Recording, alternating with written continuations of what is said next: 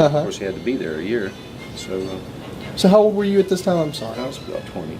About 20, and so basically you just had a neighbor that... Yep. Okay, that influenced you. Did you have any other family members that had served in the military? I had a brother who was in the Army. Uh-huh.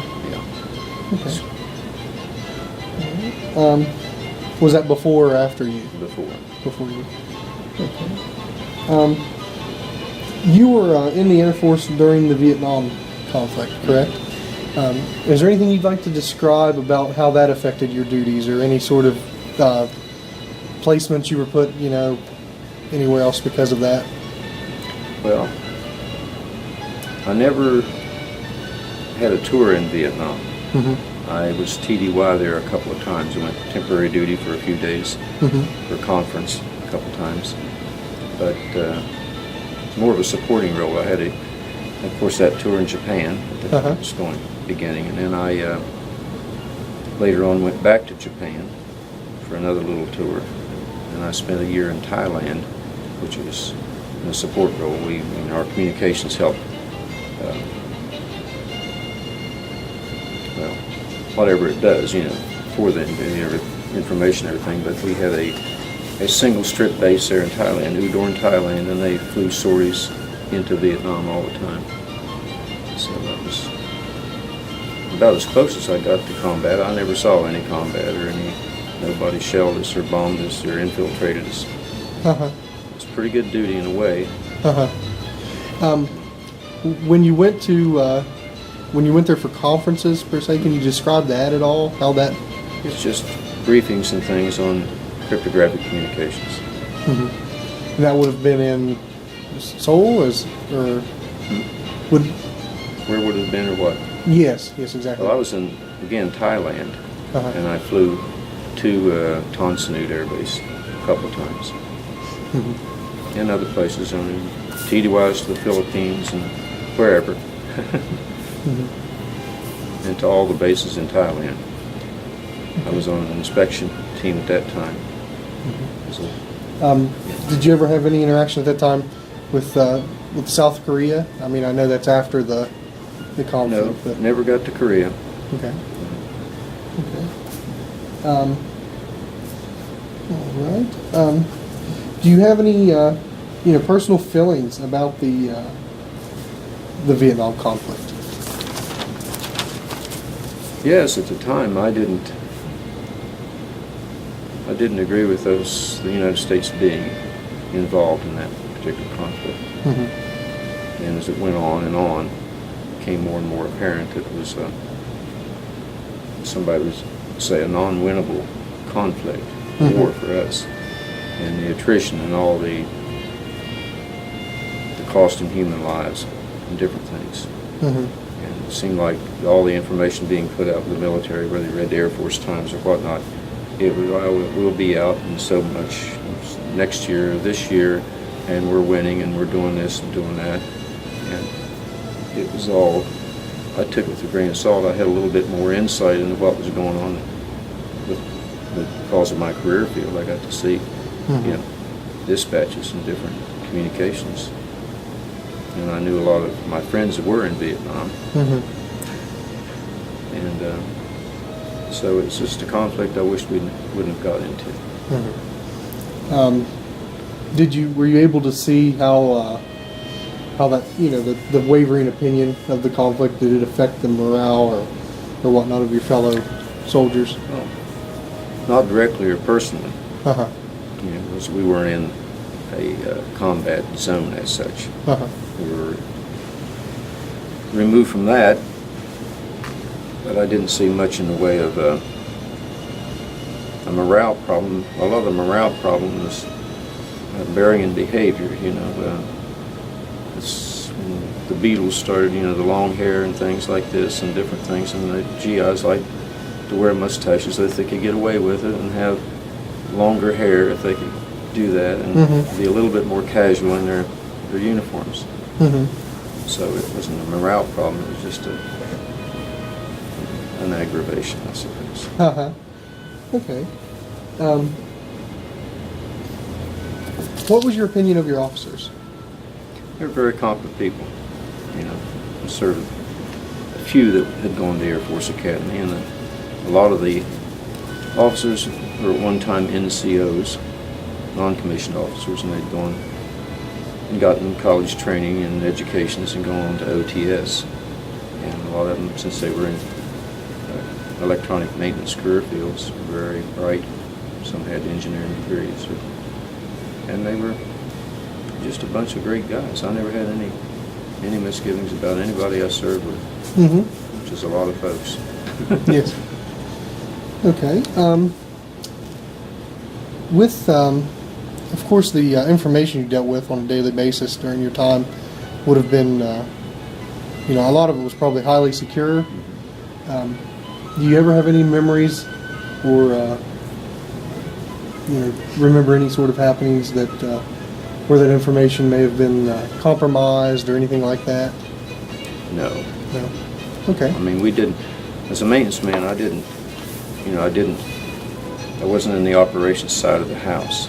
So when the messages went to someplace or went out of someplace, I didn't see it unless it was just by chance. That's what I got to do, was just encrypt those. As you just said, it secured them, so it was secure even from me. I see. Okay. Did you work with any foreign nationals during your career? Not with them. I mean, they wouldn't have had a security clearance like I had to work with them. I mean, they were in support on the base. Yes. The maintenance of the base, or in the dining halls, or base maintenance of some kind. But I never made friends or had anything much to do with the foreign nationals. I see. So they were there, but with your line of work, you didn't have much interaction with them. They were in the barracks. I mean, you had houseboys and house girls. They take your shoes and shine your shoes for you and do this and take care of some of the maintenance in the barracks. But that's about it. I see. Okay.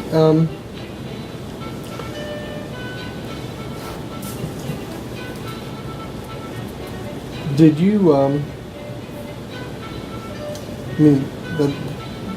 You mostly worked the day shift, or was there? Did you work at night too? Shift work a lot. For most of my first 8 years or so, it was shift work, pretty much, interspersed with. Yeah, we'd have swing shift, from 4 to midnight, and the midnight shift, we'd come on. Okay. And, it sort of shift us around. So your job duties was something that basically someone would have to be there to do, 24 hours a day? Yeah. 7 days a week? Yeah. I see. How did how did things come into you? I mean, how did you get assigned things to work on? Well, each of the shifts had a responsibility, and it included periodic maintenance, preventive maintenance. A lot of our maintenance was just routine. It was scheduled, from weekly to bi-weekly to monthly, and every 3 months. And we'd maintain this equipment, clean it, and be a lot of solid state stuff, printed circuit boards and all kinds of stuff that would malfunction, and we would maintain those. And if it got beyond our skill level, we could always send it to a depot or exchange it for newer equipment. I see. Okay. They call that field maintenance, by the way. Okay.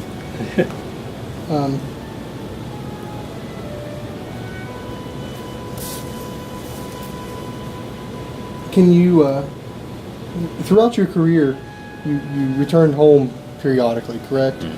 Can you describe how that affected you? Being away for months to years at a time, or over a year, and then actually coming home and then leaving again? It didn't bother me so very much. I didn't have much family, and I was single all my career. But I always liked to come back to the ZI, the Zone of the Interior. After a couple of years, I was ready to come back. And then after a year or so, I was ready to go back. I always volunteered. I think I did worldwide. And sometimes I put remote or isolated. Didn't bother me. I didn't have any hang-ups. I mean, I had a couple sweethearts I hated to leave, but I got over that. So it was a good experience. It's just part of the job. Yeah, I didn't homestead anywhere. In other words, I never stayed anywhere much more than 2.5 years. Uh-huh. Maybe one assignment was 2.5 years. Where was the majority of your duties here in the States? Well, it was at bases that supported aircraft primarily. Uh-huh. Aircraft. There were bomber bases or fighter bases. And I had about a 7-year stint in 2 different tours in Omaha, Nebraska. Mm-hmm. That was Offutt Air Force Base. It was a strategic air command post. And then I had a couple of tours in Texas, like Lackland, and then I went to a little base near Fort Worth, Texas, Carswell Air Force Base for a couple of years. Mm-hmm. I was stationed at Pease Air Force Base, New Hampshire, for a couple of years. And Blytheville, Arkansas, where cotton is king, for Mm-hmm. a few months. That was about the worst assignment. There wasn't much to do around there. Uh-huh. Off base. Okay. Did you return to West Virginia much during your career? Yeah. I spent a lot of my leave time, my vacation time, whatever you want to call it, Uh-huh. coming back to West Virginia. Okay. Seeing friends and family?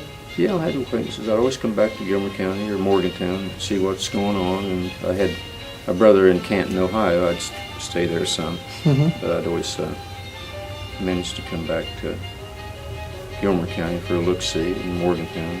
Okay. Since we're speaking about recreation some and leave, on your deployments, like you said you were in Japan for a while, and can you describe some of the R&R that you experienced there? Any sort of... I never had R&R. I was never in a location where I needed rest and recuperation. Uh-huh. Basically what I did and where I was